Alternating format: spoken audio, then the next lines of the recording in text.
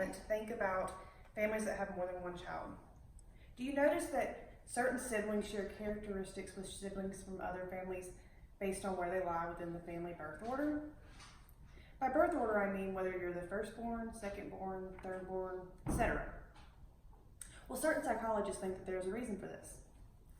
The purpose behind this speech is to inform my audience of the different characteristics that go with where an individual lies within the birth order. I'm the oldest of 3 siblings myself, so to say that I have seen this firsthand is an understatement.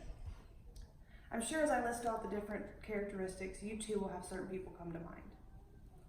While there are many different classifications as to where one lies within the birth order, today I would like to expand on the traits common in the firstborn, middleborn, and lastborn. First place I'd like to start is with the firstborn, also known as the oldest child. According to the article, Does Birth Order Affect Personality by Karina Hartman and Sarah DiGodarzi, oldest children tend to be a bit neurotic. From what I gathered, this is because they feel as if they are dethroned once a second sibling comes along and takes away the undivided attention that their parents have always given them. This makes them a bit crazy. An oldest child myself, I can say this is a bit true. Secondly, Courtney Tukorichi-Funk and David Jalahas wrote in The Effective Birth Order on Personality and Leadership that oldest children also possess a certain confidence and usually have an established place in their family hierarchy. They found that this is because they started their life receiving all the love and material needs that they could ever want without any competition from another sibling. This causes a heightened sense of self-confidence, and that's actually something that most leaders possess, so it's a good thing.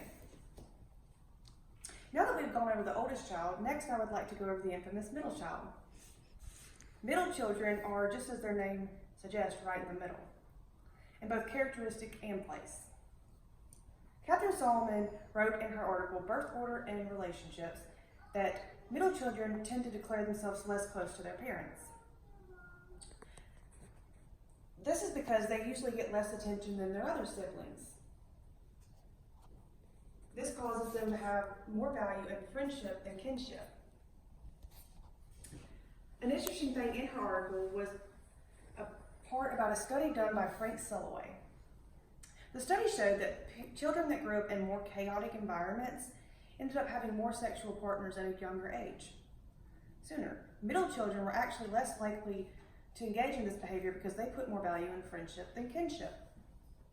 The middle child is more likely to invest in a healthy long-term relationship instead. Now that we have learned a little bit about the middle child, we'll move on to the next sibling. Last but not least, we'll go over the youngest sibling.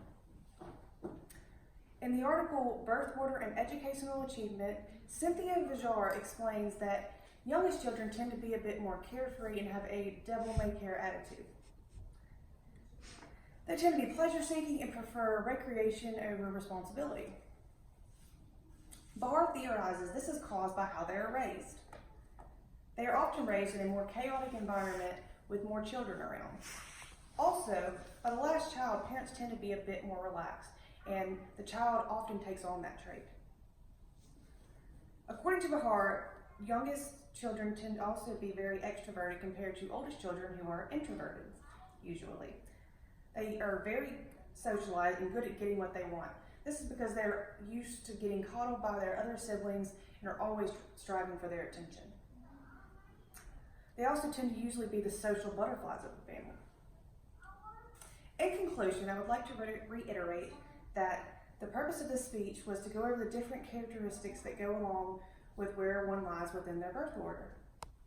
Specifically, we went over characteristics common in firstborn, middleborn, and lastborn. Now that you are armed with information on this, think about other people in your lives and ask yourself the question, does this reign true in the real world? Thanks for listening.